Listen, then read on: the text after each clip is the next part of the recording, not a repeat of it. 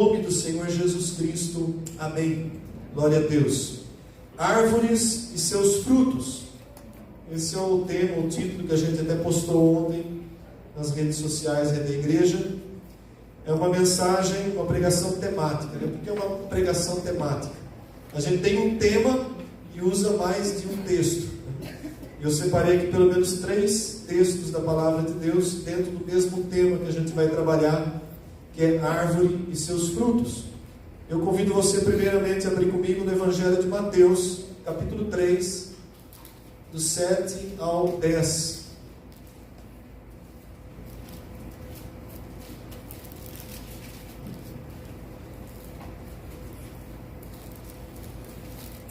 Mateus, capítulo 3, do 7 ao 10. Esse texto foi pregado há pouco tempo por mim, uma pregação que eu falei muito sobre o ministério de João Batista. Ele diz assim: vendo ele, porém, que muitos fariseus e saduceus vinham ao batismo, disse-lhes: raça de víboras, quem vos induziu a fugir da ira vindoura? Produzi, pois, frutos dignos de arrependimento, e não comeceis a dizer entre vós mesmos: temos por pai a Abraão, porque eu vos afirmo que destas pedras Deus pode suscitar filhos a Abraão. Já está posto o machado à raiz das árvores. Toda árvore, pois, que não produz bom fruto, é cortada e lançada ao fogo. João Batista, ele pregava o arrependimento. A pregação de João Batista, ela tinha como objetivo, um fundamento, levar as pessoas ao arrependimento. Que cada pessoa compreendesse a condição de pecador, se arrependesse e se voltasse para Deus. E João confrontava as pessoas a refletirem sobre os seus estilos de vida, como nós estamos sendo confrontados hoje. A palavra confronta o nosso estilo de vida. E, amados, é algo muito sério, porque eu não posso adaptar a minha vida à minha própria vontade. Mas eu preciso adaptar a minha vida à palavra de Deus, me submeter à vontade que está revelada na palavra de Deus. Ainda hoje pela manhã, no nosso estudo, a gente fez o seguinte comentário: todas as vezes em que a minha vontade prevalece, mesmo eu sabendo o princípio da palavra de Deus, mas eu faço que a minha vontade prevaleça, eu estou dizendo para Deus: eu amo mais a mim do que o Senhor. É um dos pecados mais comuns, porque é a idolatria a si próprio, a egolatria, a minha vontade em primeiro lugar. Então, João pregava justamente apontando para o arrependimento, apontando para uma mudança de vida, para uma mudança de atitude, para uma mudança de comportamento. O arrependimento, ele tem que gerar em nós uma transformação, uma mudança de comportamento. Aquilo que eu fazia antes, eu deixo de fazer para uma vida nova dentro do princípio da palavra de Deus. Então a minha vida, ela tem que estar alinhada com os princípios da palavra de Deus. E quando a gente passa por um arrependimento genuíno, nós fazemos esse conserto na nossa vida. Nós vamos alinhando a nossa vida aquilo que é o princípio da palavra de Deus. E aqui esse texto é muito interessante, porque no versículo 8, ele fala sobre frutos. Produzir, pois, frutos dignos de arrependimento. Esses frutos são justamente essa transformação que ocorre na nossa vida quando nós somos confrontados com a palavra de Deus. É um fruto, é algo que está sendo gerado em mim. E a palavra, muitas vezes, ela nos compara com árvores, né? Muitas vezes, há muitos versículos. Era uma metáfora muito utilizada dentro da palavra de Deus, comparar a nossa vida como árvores. Eu devo produzir frutos. Então, frutos de arrependimento, que são frutos de transformação na minha vida, daquilo que eu compreendi que estava errado através da palavra de Deus, e agora eu tomo uma atitude. Eu falo muito sobre atitude, porque não basta só o momento aqui no culto, não basta o momento de uma ministração, não basta o momento de choro, de quebrantamento, tem que mudar a minha vida. Se não mudar, perdeu o efeito, foi só naquele momento. Por isso, amados, a atitude, o fruto de arrependimento, ele se expressa numa atitude na minha vida. Eu vou mudar o meu comportamento. Eu entendi que está errado, eu vou mudar o meu comportamento. E João Batista pregava isso. Mas o versículo que causa um temor muito grande é justamente o versículo 10, quando ele diz: já está posto o machado à raiz das árvores. O que representa o machado? Corta. E ele está posto à raiz, não está falando de uma poda, não é uma poda como o texto que a gente vai ver lá em João 15. Aqui é cortar mesmo, cortar pela raiz. Ou seja, toda árvore, pois, que não produz bom fruto, ela é cortada e lançada ao fogo, ela não serve para nada. É igual o sal, que se não fizer mudança, que não salga, ele é lançado na terra, ele é pisado pelos homens. Ou seja, uma vida que está desconectada de Deus, uma vida que não tem a presença do Espírito Santo, não tem mudança, não tem transformação. Então, essa vida que não tem transformação é representada por uma árvore que não está dando frutos, e que há um machado prestes a ser trabalhado na raiz dessa árvore. Isso deve causar um temor muito grande em nós, porque nós devemos produzir frutos, né? Ainda falando no texto de Mateus, no capítulo 7, do 16 ao 20, abra comigo também nesse texto, é só virar algumas páginas da sua Bíblia.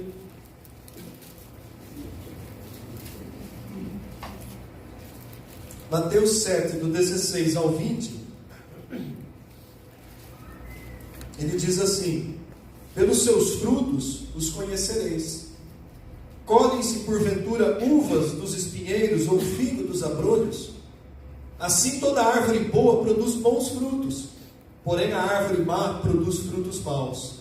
Não pode a árvore boa produzir frutos maus, e nem a árvore má produzir frutos bons. Toda árvore que não produz bom fruto é cortada e lançada ao fogo. Assim, pelos seus frutos o conhecereis. Jesus está repetindo as palavras da pregação de João Batista, mas ele vai um pouco além quando ele diz: pelos frutos conhecereis. Nós podemos olhar a vida de alguém, e aqui estava se referindo até a falsos profetas, a falsos mestres, que nós podemos observar a vida ou aquilo que eles falam e ensinam e deduzir se o fruto que ele está gerando é um fruto bom ou um fruto venenoso. E hoje tem muitos falsos mestres produzindo frutos venenosos no meio desse campo de Deus. Então, amados, nós temos aqui um compromisso de que a nossa vida pessoal, ela tem que gerar bons frutos. Se eu nasci de novo, se eu fui convertido pelo poder de Deus, se veio a mim a presença do Espírito Santo de Deus, se de fato eu sou convertido, obrigatoriamente a minha vida produz bons frutos. As boas obras que de antemão Ele preparou para que nós andássemos nela. Então é muito fácil a gente identificar um cristão autêntico de um falso cristão ou de um cristão nominal, porque gera uma diferença no comportamento, na vida. Os frutos que geram são frutos bons, não são frutos de contendas, de divisão, de discussão, de ira e tudo mais, mas são bons frutos, são frutos que glorificam a Deus. Os nossos frutos provam que tipo de árvore que nós somos, ou seja, o nosso comportamento no dia a dia, fora desse ambiente de igreja, prova se nós somos de fato convertidos. Quando eu estou no meio de pessoas ímpias, se eu entro na conversa delas, se eu sento na roda dos escarnecedores, ou se lá eles são obrigados a me respeitar, porque eles sabem que eu sou um cristão comprometido com Deus. No meu trabalho lá fora, no ambiente de estudo, numa faculdade, no dia a dia, quando nós não estamos aqui nesse ambiente santo, de congregação, de igreja, como eu sou, que tipo de árvore eu sou lá fora, que tipo de fruto eu estou gerando, frutos bons, frutos maus, ou nenhum fruto nenhum, porque fruto nenhum também é ruim. Se a gente lembrar da passagem em que Jesus se encontra lá com uma figueira onde ela estava toda frondosa, cheia de folhas. Ele vai até lá procurar frutos, ele não encontra nenhum fruto. Aquilo era uma referência a uma vida de aparências. A figueira tinha uma aparência maravilhosa, frondosa, e ali era uma comparação com a vida dos fariseus, da elite religiosa da época, que tinha uma aparência muito ilustre, mas não tinha frutos. E o que Jesus fez com aquela árvore? Ela foi amaldiçoada, e ela secou até a raiz, e não serviu para nada, não houve proveito nenhum em relação àquela árvore. Um outro texto, ainda no Evangelho de Mateus, capítulo 15, versículo 12 e 13. Notem que a gente está passando vários textos, mas o tema é o mesmo.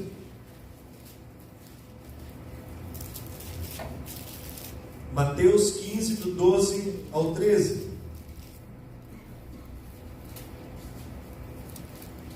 Então, aproximando-se dele, os discípulos disseram: sabe que os fariseus, ouvindo a tua palavra, se escandalizaram? Ele, porém, respondeu: toda planta que meu Pai Celestial não plantou será arrancada. Jesus estava pregando e ele fala sobre a tradição dos homens. Muitos fariseus observavam as tradições de leis que eles mesmos haviam criados e anulavam a lei de Deus.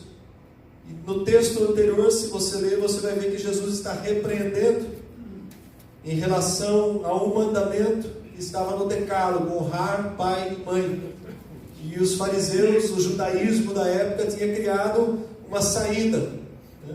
Aquilo que eu ofereço, né, para o meu pai e mãe, né, eles invalidaram com uma oferta, substituíram. Então Jesus estava repreendendo e ele diz para eles: esse povo me honra com os lábios, que é o versículo 8, mas o seu coração está longe de mim. Ou seja, uma vida religiosa, quando é soldada por Deus, no caso aqui dos fariseus, ela não tinha valor nenhum. O que eles faziam para eles próprios, para a aparência, né, para ter status em relação ao povo. E Jesus repreende severamente: esse povo me honra com os lábios, mas o coração está longe de mim. E aí os discípulos questionam Jesus: olha, cuidado, os fariseus se escandalizaram com a pregação do Senhor. E Jesus não tinha medo de fariseu, não tinha medo de ninguém. E a resposta que ele dá é: toda planta que meu Pai Celeste não plantou vai ser arrancada. Um dia vai ser arrancada e lançada ao fogo. Uma planta que o Pai não plantou, uma planta que não deu fruto ruim. Aliás, os fariseus foram a classe mais criticada por Jesus, as quais o Senhor mais apontou as falhas de uma característica humana, de uma religião contaminada. E eles apanharam muito, né, nas palavras, né? Sepulcros caiados, né? E muitas outras coisas que Jesus fala se referindo àqueles que viviam uma religião, mas não tinham relacionamento com Deus. Fazia tudo bonitinho, observavam os mandamentos, criavam mais mandamentos ainda, mas não tinham um vínculo de intimidade com Deus. Árvores que não davam frutos para a glória de Deus. E essas árvores são arrancadas, assim como aquelas primeiras que estavam com o machado à sua raiz. E o texto que eu quero chegar é João capítulo 15, de 1 a 7. Esse é o último texto que a gente vai refletir dentro desse tema.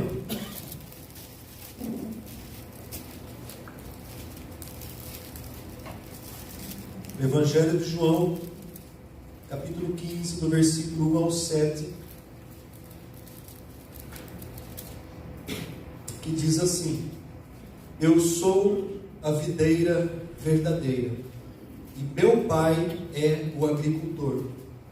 Todo ramo que estando em mim não der fruto, ele o corta, e todo o que dá fruto, Ele limpa, para que produza mais fruto ainda. Vós já estáis limpos pela palavra que vos tenho falado. Permanecei em mim, e eu permanecerei em vós. Como não pode o ramo produzir fruto de si mesmo, se não permanecer na videira, assim nem vós o podeis dar, se não permanecerdes em mim. Eu sou a videira, vós os ramos. Quem permanece em mim, e eu nele, esse dá muito fruto, porque sem mim nada podeis fazer.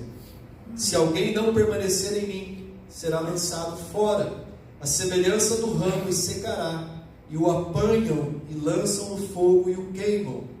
Se permanecerdes em mim, e as minhas palavras permanecerem em vós, pedireis o que quiserdes e vos será feito. Esse é um texto, aliás, João 15, é um texto que cabe um estudo bastante aprofundado, né? Nós poderíamos preparar várias aulas de escola dominical em cima do capítulo 15 de João. E esse texto, ele fala muito ao nosso coração. No Evangelho de João, né, Jesus começa se apresentando aqui como a videira verdadeira. Eu sou a videira verdadeira. Dentro do Evangelho de João, tem 7 pronunciamentos de Jesus dizendo eu sou. O primeiro é quando ele diz eu sou o pão da vida. O segundo, quando ele diz eu sou a luz do mundo. O terceiro, eu sou a porta das ovelhas. O quarto, eu sou o bom pastor. O quinto, eu sou a ressurreição e a vida. Notem que em todos ele usa eu sou. Uma palavra relacionada lá quando Moisés pergunta o nome de Deus. O sexto, quando ele diz eu sou o caminho, a verdade e a vida. E o último é esse texto, quando Jesus diz eu sou a videira verdadeira. As vinhas eram bem conhecidas em toda a região, e a viticultura era praticada há muitas gerações pelo povo de Israel, aliás, por todo o povo daquela região. E Jesus aqui, ele se identifica então como uma videira verdadeira.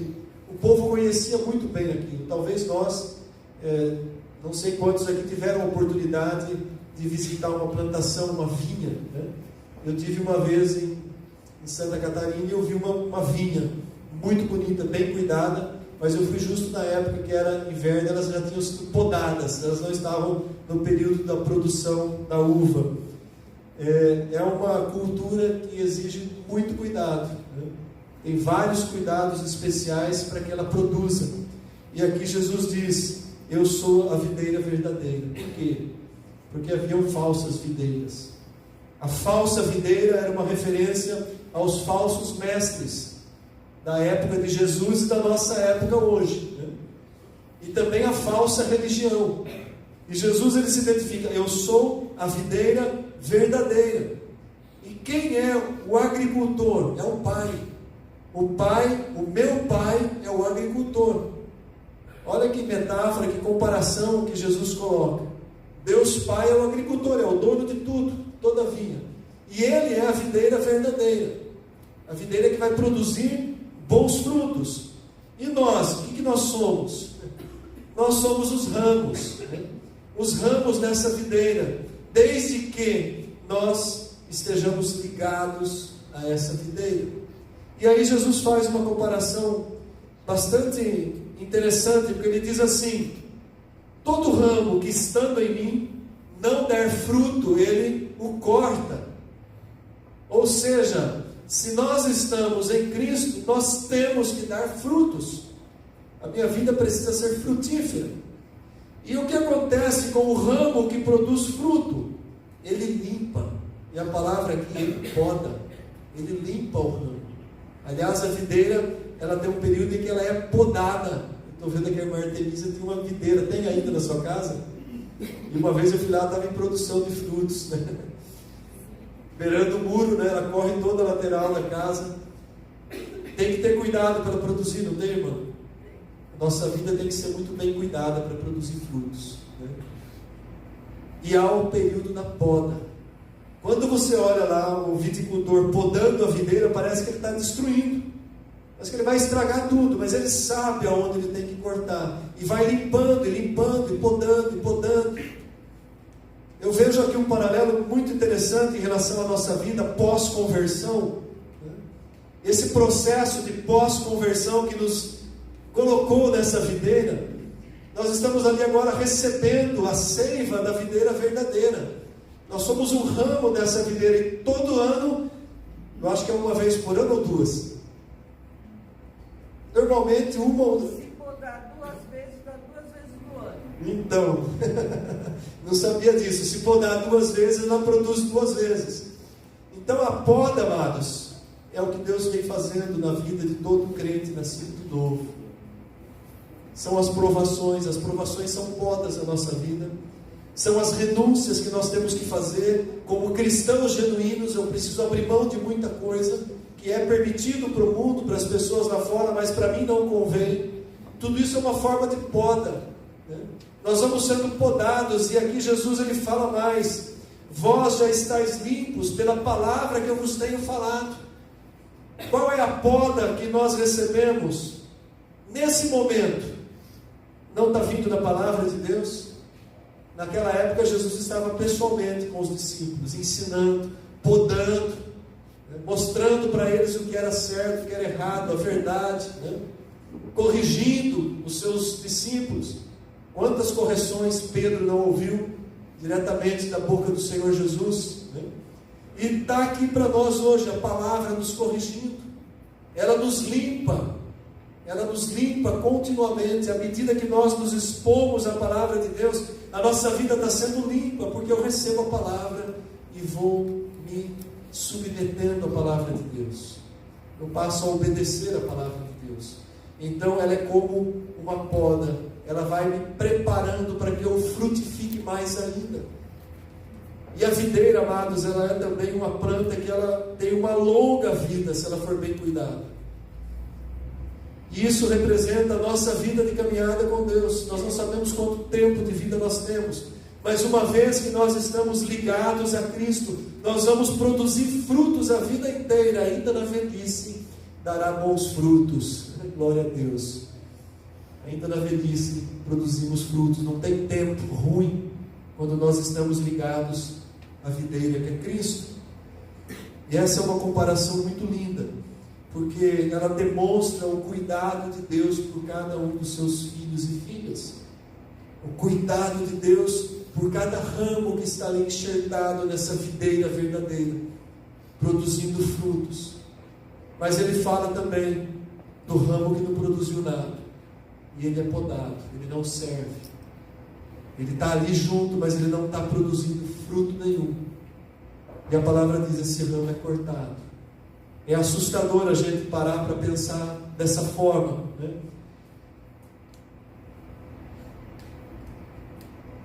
Há um versículo aqui que ele é chave para a gente entender.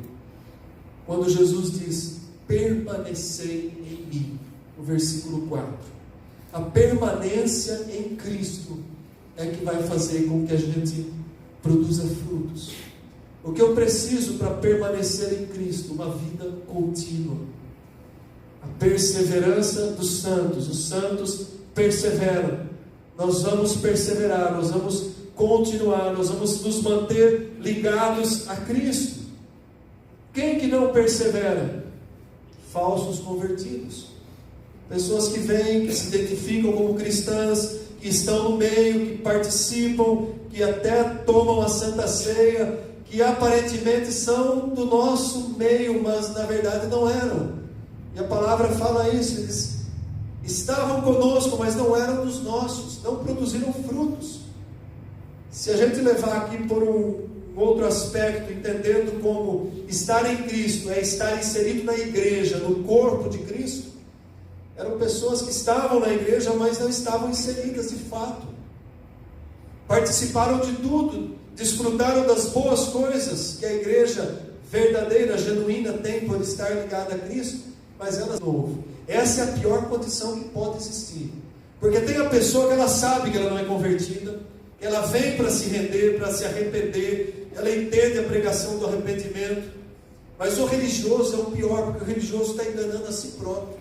Ele pensa que ele tem vida com Deus, mas ele não tem. Ele está cumprindo obrigações e não fazendo nada em relação a Deus de livre, espontânea vontade, entendendo que é a liberdade que nós temos em Cristo. Quando Paulo prega aos Gálatas, ele diz ali para os Gálatas: por que vocês estão voltando atrás para o judaísmo, querendo observar todas as leis? Se vocês receberam a graça de Cristo. Aquele que nasceu de novo, que está ligado a Cristo, ele entende a graça de Cristo. E ainda que ele peque, que ele caia, ele entende que o arrependimento restaura a sua comunhão com Deus. Mas o religioso é aquele que ele acha que ele não tem do que se arrepender, que ele tem uma vida já boa demais, que as pessoas têm que olhar para ele. Não é como Paulo que disse: faça e seja um imitador meu, porque eu sou de Cristo. Os fariseus eles tipificavam exatamente isso, a ponto da palavra dizer: eles não entram no céu e não deixam os outros entrarem. Porque todos os discípulos que os fariseus faziam, os neófitos do judaísmo que seguiam os fariseus, eles não compreendiam a graça de Deus, ficavam de fora. Era o ramo que estava lá, mas não estava produzindo. Uma vez que a graça foi revelada através de Jesus Cristo, nós estamos vivendo dentro da graça. Nós temos que ter um grande cuidado para não cair na religiosidade, de viver uma vida religiosa, no entanto, sem comunhão, sem intimidade com Deus, sem uma presença manifesta do Espírito Santo.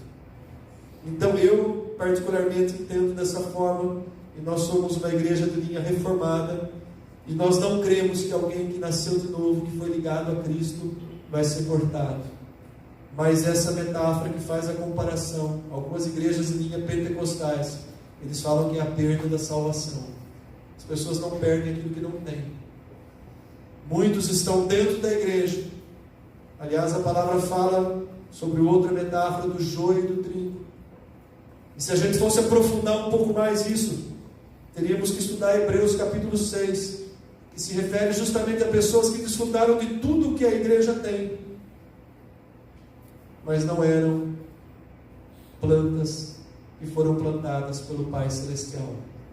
É difícil um pouco para a gente entender, é uma teologia mais profunda, mas o que cabe para nós hoje, eu preciso me autoavaliar se eu estou dentro dessa palavra que Jesus proferiu, se eu sou um ramo que está de fato ligado a Cristo. Eu creio, glória a Deus, nós aqui estamos ligados a Cristo, mas há muitas pessoas que não estão, e elas estão dentro das igrejas, desfrutando de tudo. Imagina então para aquele que era um líder da igreja, alguém que conheceu a palavra, que estudou a palavra, que fez teologia, que está ministrando a palavra como um pastor, um pregador, um mestre, e de repente ele vai dizer no grande dia: Senhor, nós expulsamos demônios em teu nome, fizemos cura, ensinei a palavra, e Jesus diz: se afasta de mim, porque vocês praticaram iniquidade. Estava se referindo a pessoas que conviveram dentro de uma igreja, mas não estavam de fato no corpo de Cristo. Estavam dentro de uma denominação, de uma instituição, mas não estavam dentro do corpo de Cristo. E por que essa mensagem hoje, amados? Porque nós precisamos, de fato, fazer uma autoavaliação, se como árvores nós estamos produzindo frutos, se de fato nós estamos aqui nessa condição, ligados em Jesus Cristo. Isso faz toda a diferença na vida de um cristão.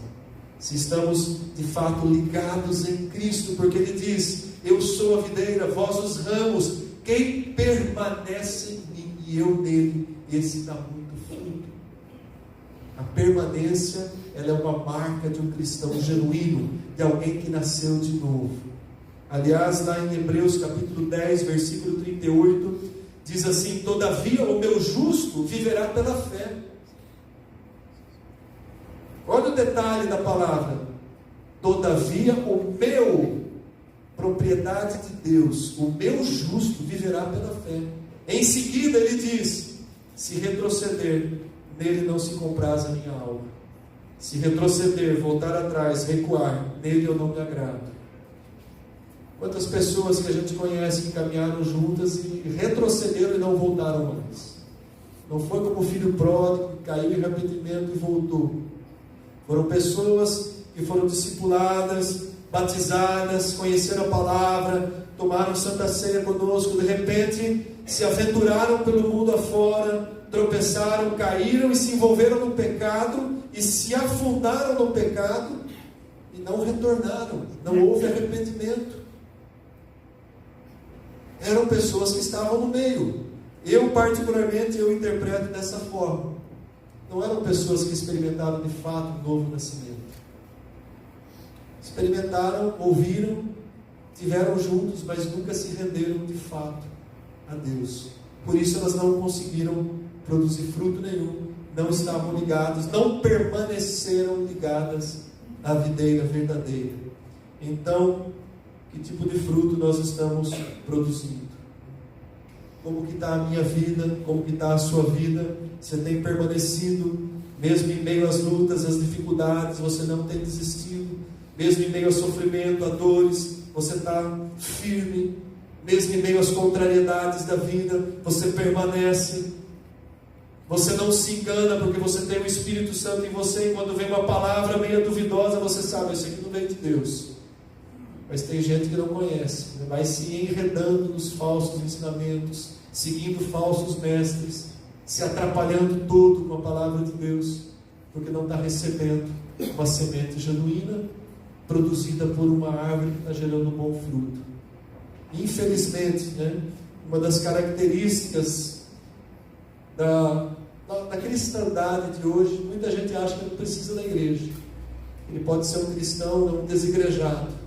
Ele busca na internet, ele escolhe os pregadores, ele faz aí um emaranhado, de uma coxa de retalhos do que ele gosta de ouvir, e ele vive dentro daquilo achando que ele está bem com Deus.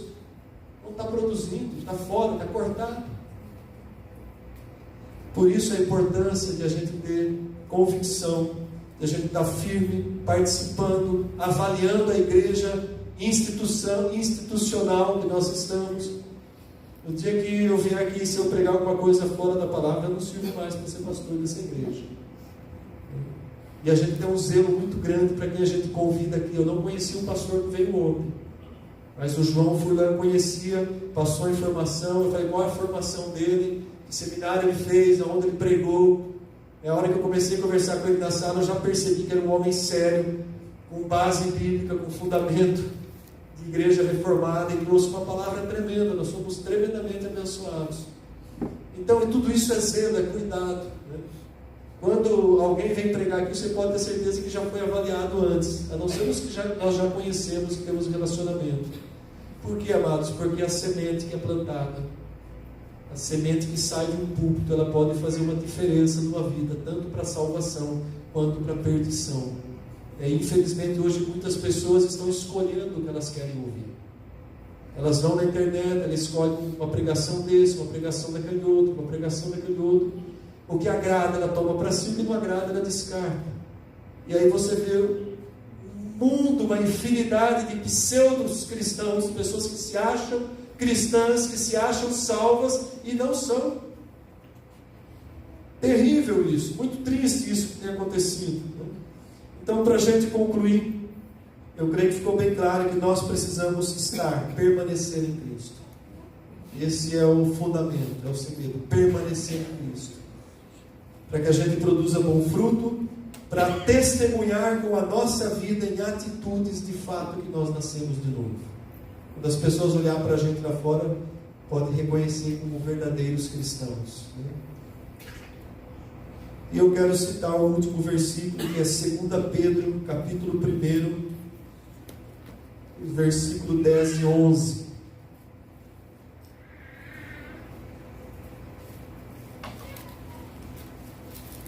Segunda de Pedro, capítulo 1, versículo 10 e 11.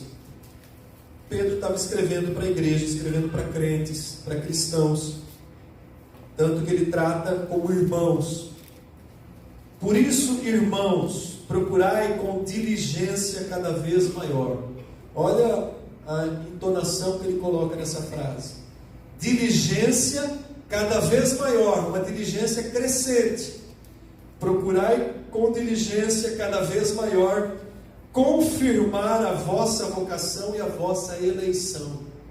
Eleitos de Deus, nossa vida tem que testemunhar que de fato somos. Confirmar, com diligência cada vez maior, comprometimento cada vez maior, porquanto procedendo assim, não tropeçareis em tempo algum. Que a gente não tropece de forma alguma. Pois desta maneira é que vos será amplamente suprida a entrada no reino eterno de nosso Senhor e Salvador Jesus Cristo. Só vai entrar no reino eterno aqueles que realmente estão ligados a Cristo, realmente os nascidos de novo, realmente os que perseveram, que confirmam a sua vocação e a sua eleição com um testemunho de vida de crente, de cristão, testemunho de vida limpo. As pessoas que podem olhar e falar: esse aqui é servo de Deus. Então é isso que a gente tem para compartilhar com a igreja nessa noite. É a nossa responsabilidade. Se nós queremos mais de Deus, nós precisamos nos comprometer com uma vida consagrada a Deus. Se nós queremos ser cheios do Espírito Santo, nós precisamos nos comprometer com Jesus Cristo, estarmos plenamente ligados a Ele. Eu esqueci de fazer um comentário em relação ao último versículo que a gente leu de João 15, versículo 7, que diz assim: e se vocês permanecerem em mim, e as minhas palavras permanecerem em vós, pedireis o que quiserdes, e vos será feito. Porque muitas vezes aquilo que nós pedimos não é atendido por Deus. Como que está a nossa permanência? Porque quando nós permanecemos, nós sabemos o que pedir para Deus. Quando nós permanecemos, nós somos cheios do Espírito Santo. Quando nós permanecemos, nós temos comunhão íntima com Deus. E quando nós oramos, a nossa oração é uma oração, um pedido justo diante de Deus. Ele nos atende. Amém? Vamos nos colocar em pé. Eu quero convidar o ministério de